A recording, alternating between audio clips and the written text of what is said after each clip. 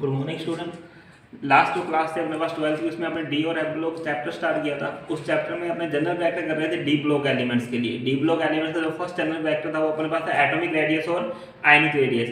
उसमें अपने ये बता रहे थे कि जो एटॉमिक रेडियस होता है वो कैसे चेंज होता है। जो 11th तक अपने पास था उसमें अपने ये बोल रहे थे कि अगर अप टू डाउन आते हैं अपने ग्रुप में तो जो साइज होता है वो बढ़ जाता है, और अगर अपने लेफ्ट टू राइट जाते हैं तो साइज जो होता है वो अपने पास क्या हो जाता है, डिक्रीज हो जाता है, क्योंकि जो न्यूक्लियर चार्ज है या इफेक्टिव न्यूक्लियर चार्ज है वो अपने पास इंक्रीज हो जाता है। अब अपने डी ब्लॉक के बारे में, ट्रांजिशन एलिमेंट के बारे में डिस्कस कर रहे थे।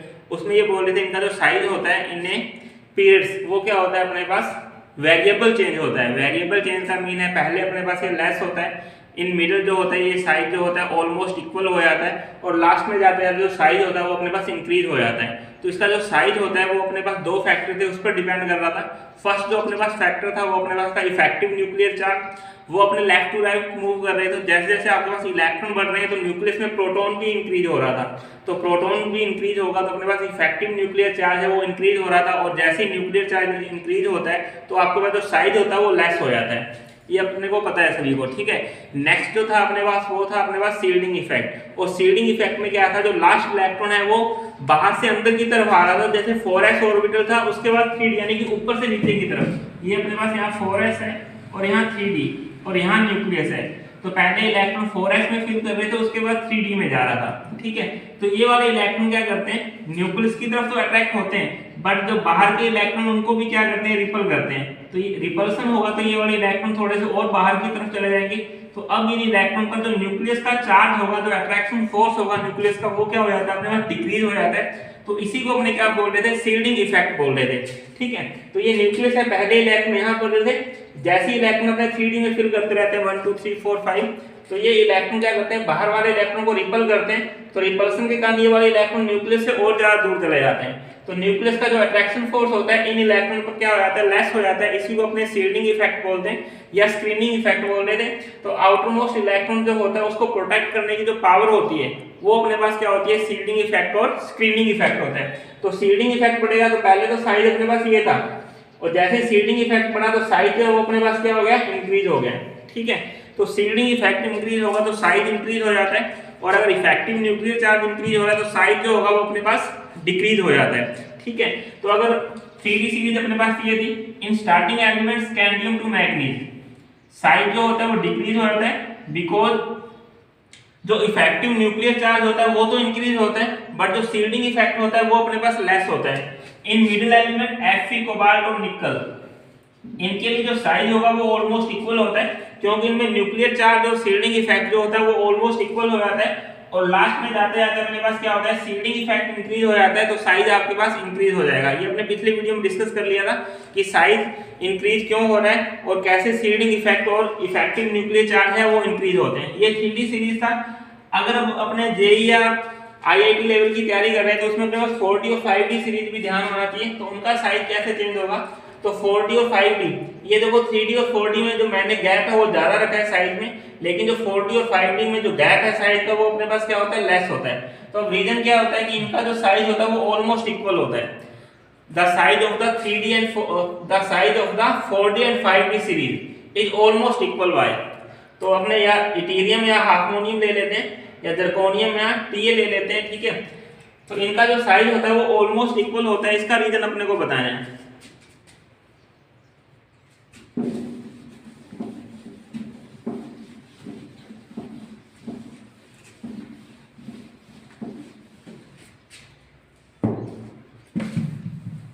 ये अपने पास 4D सीरीज है, लैंथेनम 57, पहले 4D सीरीज में इटीरियम 39, जर्कोनियम, नाइबोलोनियम, एमओ, ये सब एलिमेंट आते हैं अपने पास। फिर इसके बाद 5D सीरीज है, वो लैंथेनम 57 से स्टार्ट होता है, lanthanum 57 and harmonium 72, lanthanum 57 and harmonium 72 to mercury 80. अब the size of 4D and 5D series is almost equal y. तो इसका रीजन क्या होता है, अब देखो जो 5D सीरीज है वो अपने पास 57 से स्टार्ट हो रहा है, और in between 58 to 71 element, in between 58 to 71 element जो होते हैं वो अपने पास F ब्लॉक एलिमेंट में आते हैं। तो सीरियम 58, टू ल्यूटीशियम 71 के जो एलिमेंट है वो एफ ब्लॉक सीरीज है।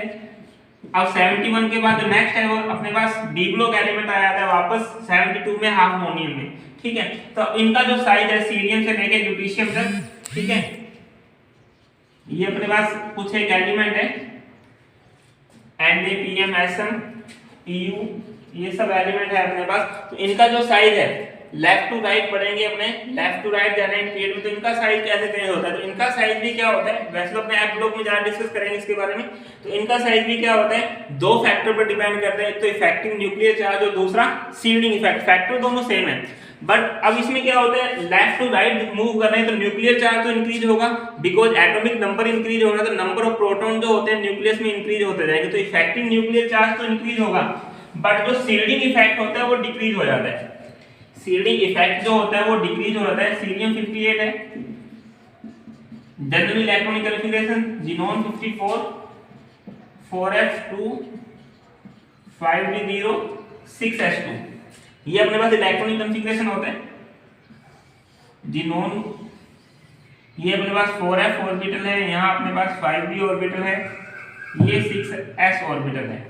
अब पहले जो ऑर्बिटल है n+l रूल से वो 6s फिल किया जाएगा, उसके बाद जो इलेक्ट्रॉन है वो 4f इलेक्ट्रॉन या 4f ऑर्बिटल में मूव करते हैं। अब जो ये 4f इलेक्ट्रॉन जो होंगे वो 5d इलेक्ट्रॉनों को रिपल करते हैं, बट ये जो होते हैं ज्यादा दूर हैं तो 4f इलेक्ट्रॉन जो होते हैं वो 6s इलेक्ट्रॉनों को रिपल नहीं कर पाते हैं। इसका इनका जो सील्डिंग इफेक्ट होता है वो अपने पास क्या होता है, डिक्रीज हो जाता है। यहाँ न्यूक्लियस है, सबसे पहले इलेक्ट्रॉन 6s में फिल किया जाता है, उसके बाद 4f में, तो 4f electron did not repel the 6s electron, so the shielding effect is decrease।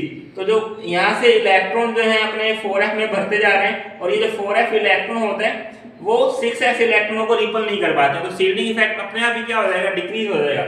और शील्डिंग इफेक्ट डिक्रीज होगा तो साइज आपके पास क्या हो जाएगा, डिक्रीज हो जाता है। तो अब लेफ्ट टू राइट मूव कर रहे हैं तो एक तो इफेक्टिव न्यूक्लियर चार्ज जो है वो अपने पास इंक्रीज हो रहा है, इंक्रीज होगा तो साइज अपने पास क्या हो जाएगा, डिक्रीज। और दूसरा सील्डिंग इफेक्ट, सील्डिंग इफेक्ट में क्या होता है, एफ ब्लॉक में कि जो लास्ट इलेक्ट्रॉन होता है वो 4f में मूव करता है, तो 4f electron did not protect the 6s electron, so the shielding effect is decrease. तो सील्डिंग इफेक्ट डिक्रीज होगा तो साइज अपने पास क्या हो जाता है, डिक्रीज हो जाता है। अब आपको लेफ्ट टू राइट मूव करना है, लेफ्ट टू राइट मूव करेंगे तो एटॉम ये जो इफेक्टिव न्यूक्लियर चार्ज है वो तो इंक्रीज हो रहा है, but shielding effect is decrease, तो साइज इज ऑलमोस्ट डिक्रीज, तो साइज जो है वो हमेशा कम हो जाएगा। This decreasing of size is known as a lanthanoid contraction, lanthanoid contraction.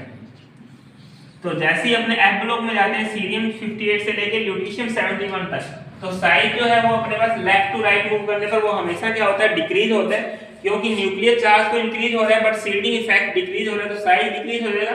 The decreasing of size is known as a lanthanide contraction. तो अब जो लैंथेनाइड कॉन्ट्रैक्शन है इसकी वजह से जो साइज होता है 4d और 5d, इनका जो साइज होता है 4d और 5d सीरीज का वो क्या हो जाता है, अपने पास ऑलमोस्ट इक्वल हो जाता है। तो अपने पास पूछेंगे the size of the 4d and 5d series almost equal, तो रीजन क्या है, ड्यू टू लैंथेनॉइड कॉन्ट्रैक्शन। तो लैंथेनॉइड कॉन्ट्रैक्शन के कारण इनका साइज जो होता है वो ऑलमोस्ट इक्वल होता है। तो यहाँ से अब जो इलेक्ट्रॉन है यहाँ जाएगा HF में 72, तो ज़ीनोन 4f14 5d1 6s2, ये हो जाएगा अपने पास 64 और 14 अपने पास 68 69।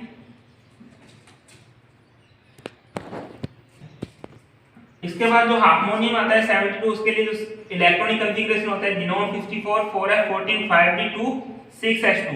तो अब जो इलेक्ट्रॉन है वो d ऑर्बिटल में मूव कर रहे हैं, तो d ऑर्बिटल में मूव करेंगे तो d ऑर्बिटल में मूव करने के कारण यहाँ जो होता है लैंथेनॉइड कॉन्ट्रैक्शन जो होता है वो लेस फर्क करता है।